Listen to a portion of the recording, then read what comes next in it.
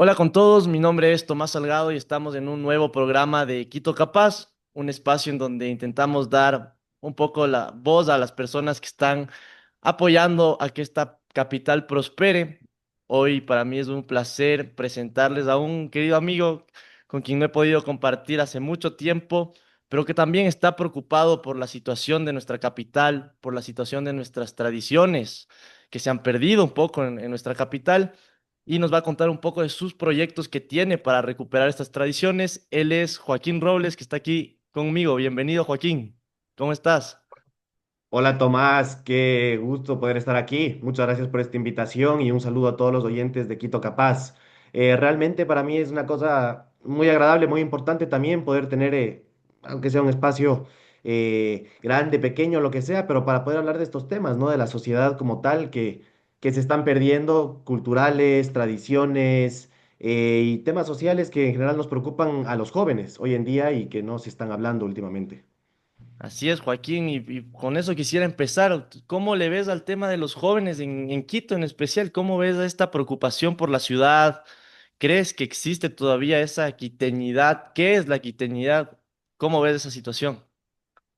Bueno, yo veo una quiteñidad que no es la que era antes, evidentemente.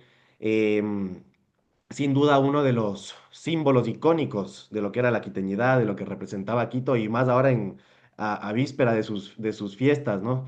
Era la Feria de Quito, Jesús del Gran Poder, era algo icónico en Quito y también en el mundo, pero hablando de la quiteñidad, pienso yo que esa feria le daba una identidad importantísima a la ciudad y que te daba un sentido de pertenencia también, no solo por las corridas de toros, sino por todo lo que las corridas de toros arrastraban, es decir, los conciertos, la hotelería y muchas cosas más.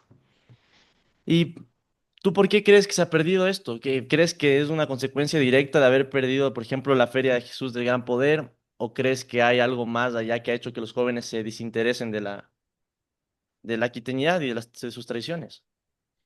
Mira, yo pienso sí, la feria inexistente a día de hoy, ¿no? La pérdida de la feria Jesús del Gran Poder es un factor importantísimo a la hora de analizar esa falta de identidad o esa pérdida de la quiteñidad, que así se puede llamar. Pero antes debemos comprender qué es la quiteñidad. Yo creo que la quiteñidad, eh, la de antes, por lo menos de lo que nos han contado, porque lastimosamente no la pudimos vivir del todo, era esa persona orgullosa de su ciudad, de sus tradiciones, de lo que implica Quito, ¿no? De las iglesias, de ese centro histórico magnífico, de ese Quito taurino, de la comida tan típica de Quito y de la ciudad que es única.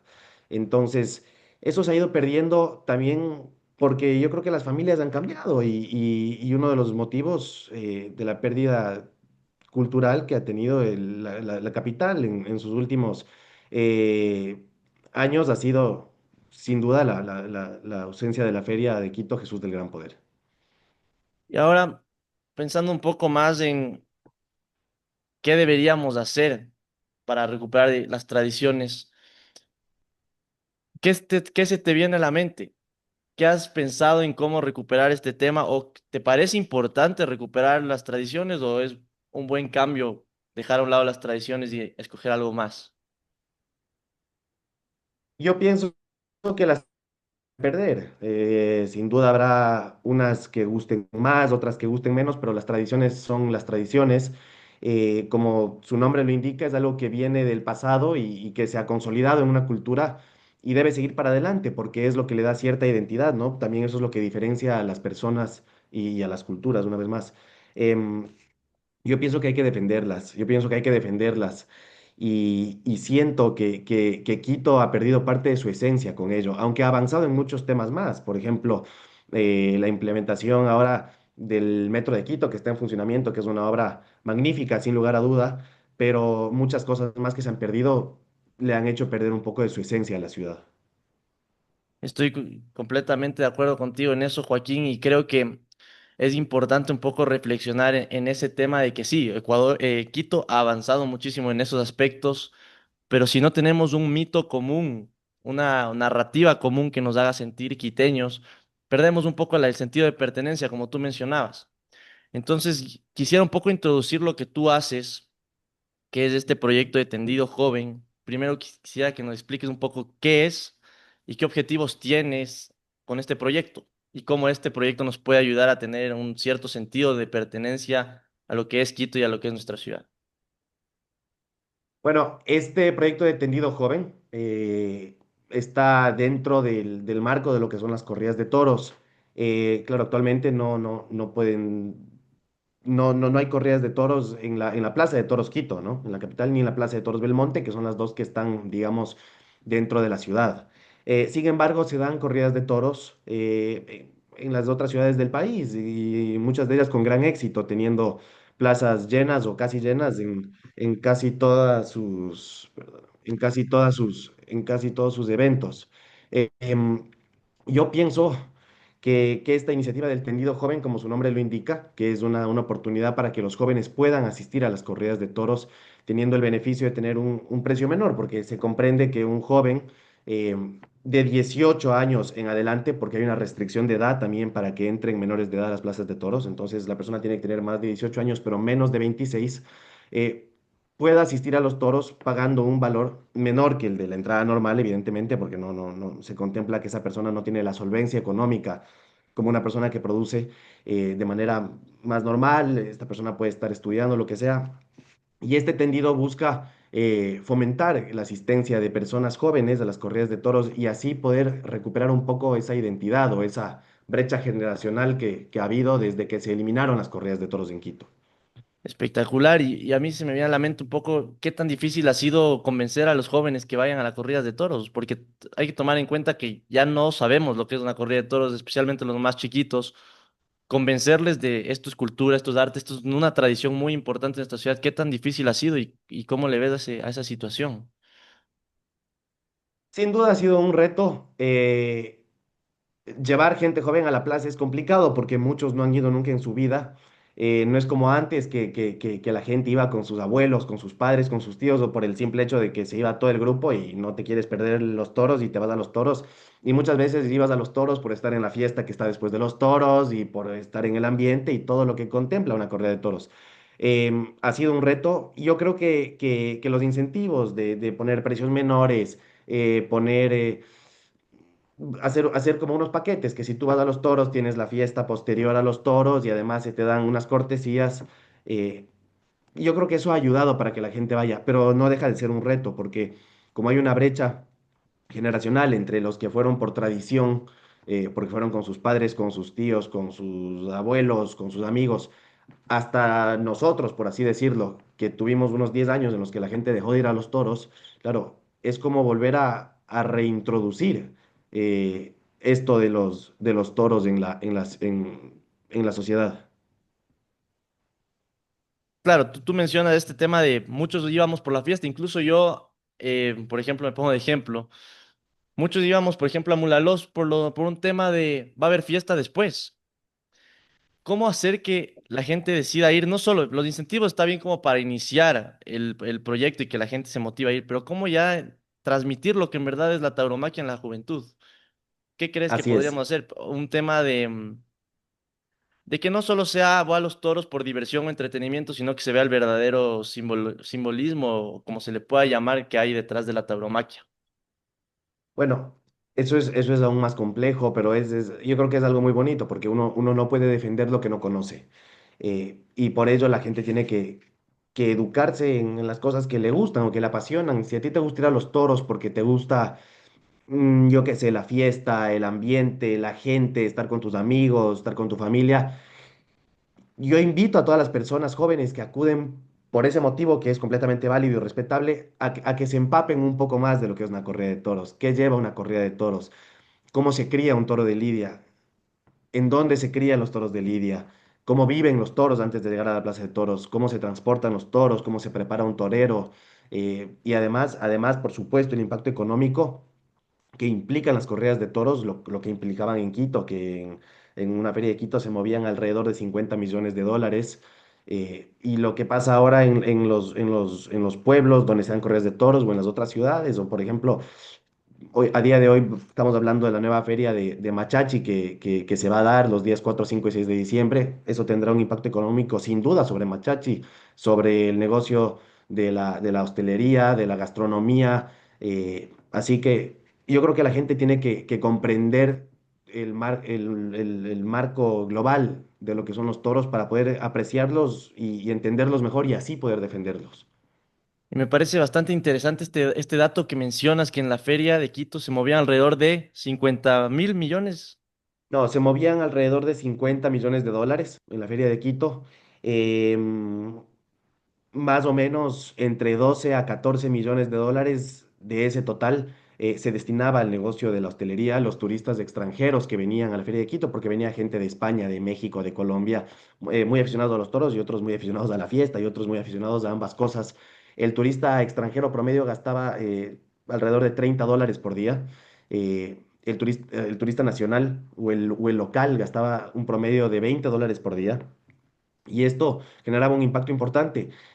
Y, y a nivel de la recaudación fiscal de impuestos, también era una cosa importantísima, porque de todo este valor que te estoy hablando y de todo lo que generaba la feria, en recaudación de impuestos a los espectáculos públicos, se recaudaba más o menos $500.000, es decir, $500.000. Esto en el año 2009 te estoy hablando, que son algunas de las cifras que yo tengo que las he investigado.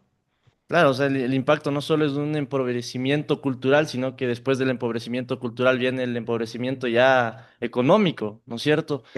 Efectivamente. Y creo que es importante también conocer de estos datos y que se sepa que no es simplemente coger y porque no le queremos matar al toro, no vamos a hacer una corrida de toros, sino que hay un impacto completamente económico que afecta a distintas familias, no solo en términos macros vemos las cifras, pero las cifras son personas, ¿no es cierto? Así que me parece muy interesante esos datos que nos has dado. Y también quisiera que nos cuentes, Joaquín, ¿qué le dirías también a un joven taurino en esta situación en donde la coyuntura no te favorece para nada si eres un joven taurino? ¿Cómo defenderte ante las críticas? Y si es que tienes miedo de defender tu posición, ¿qué le recomendarías a ese joven taurino? Mira, yo sinceramente recomiendo manejar las corridas de toros siendo algo un poco controversial como cualquier otro aspecto de la vida misma. Me parece que la gente tú tienes gente que no le gusta, pero que no genera polémica, y también tienes la gente que está completamente en contra.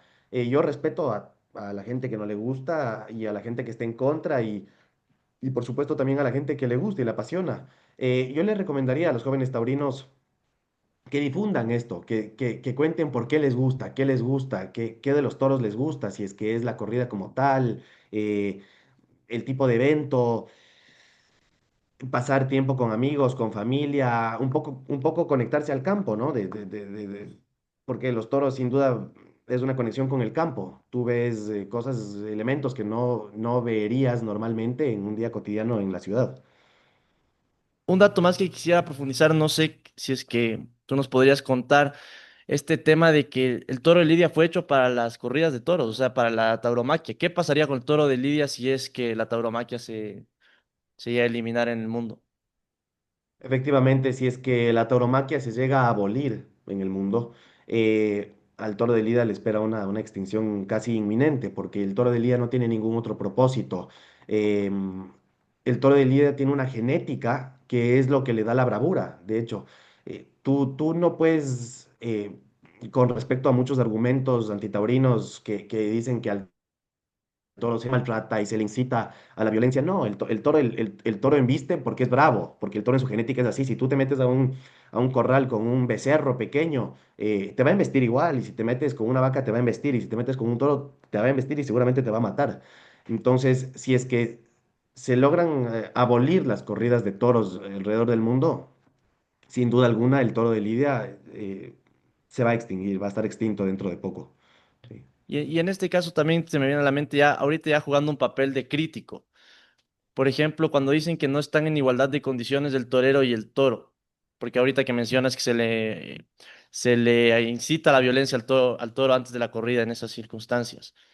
¿Qué se podría decir ante esta situación en donde podría argumentarse que el torero y el toro no están en igualdad de condiciones?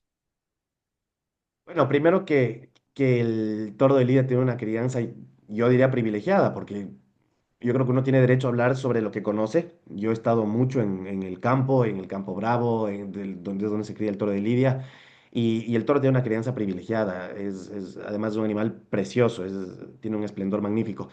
Y para, para esos argumentos que dicen que, claro, que hay una desigualdad de condiciones, bueno, yo a esas personas sí que les quisiera invitar que en algún momento de su vida prueben, no digo torear un toro, pero por lo menos una becerra, una vaca y sepan lo que se siente y vean lo que realmente implica el riesgo, la adrenalina, la pasión y el poder hacer eso de una manera profesional. Yo creo que es algo realmente para sacarse el sombrero. Espectacular, Joaquín, y ya para ir cerrando, quisiera que si nos puedes dar un mensaje ya para la quiteñidad. ¿Qué crees que nos espera a los quiteños? ¿Qué debemos hacer como jóvenes? Tú que estás fuera del país, pero ese amor que debes tener por la ciudad, ¿qué te motiva a hacer y qué deberíamos hacer como jóvenes quiteños para el futuro de nuestra capital? Primero que todo, Tomás, yo soy un apasionado del Ecuador, un quiteño a morir. Seguramente se me nota en el hablado con la R. Eh, yo, yo, yo sueño con que la quiteñidad y los quiteños defendamos nuestra ciudad, que busquemos una ciudad próspera, una ciudad que no se olvide de sus tradiciones, de su centro histórico, de las corridas de toros, de las leyendas quiteñas, de la música tradicional, de tantos elementos que han hecho que Quito sea lo que sea dentro de nuestro país y también que tenga un renombre internacional. Eh, yo quiero invitar a todos los quiteños, en especial a los jóvenes, ¿no? A los jóvenes de nuestra generación, em, que se conecten con la ciudad y con su pasado y sus tradiciones y toda la cultura que esto conlleva. Te agradezco, Joaquín, estoy muy feliz de haber podido compartir contigo esta entrevista y estoy completamente de acuerdo contigo y es muy lindo y muy esperanzador ver a un joven que está tan preocupado por las tradiciones de la ciudad y que tiene aspiraciones de levantar esta ciudad de alguna forma y que no nos olvidemos de dónde venimos y cuál es la esencia de nuestra capital. Así que te felicito, te deseo el mayor de los éxitos y te agradezco por haber estado aquí. Muchas gracias, Joaquín. Muchas gracias a ti, Tomás, y el mejor de los éxitos con este programa y con todo lo que venga por delante. Muchas Muchas gracias. gracias y gracias a todos los que nos ven. Estamos en Quito Capaz, en Enclave S en todas las redes. Muchas gracias.